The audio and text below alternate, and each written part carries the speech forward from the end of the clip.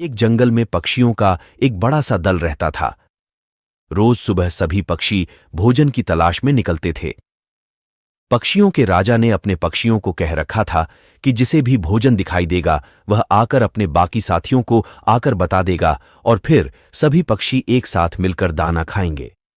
इस तरह उस दल के सभी पक्षियों को भरपूर खाना मिल जाता था।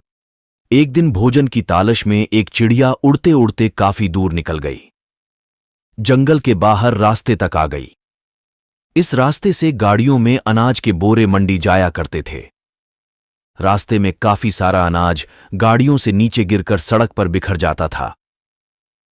चिड़िया गाड़ियों में अनाज के भरे बोरे देखकर बहुत खुश हुई, क्योंकि अब उसे और कोई जगह तलाश करने की जरूरत ही नहीं थी।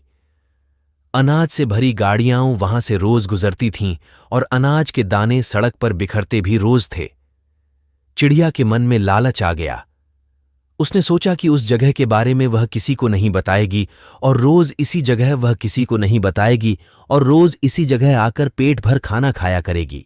उस शाम को जब चिड़िया अपने दल में वापस पहुंची, तब उसके बाकी साथियों ने देरी से आने का कारण पूछा।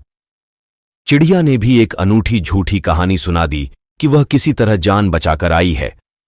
उस रास्ते से तो इतनी गाड़ियां गुजरती हैं, रास्ता पार करना मुश्किल है।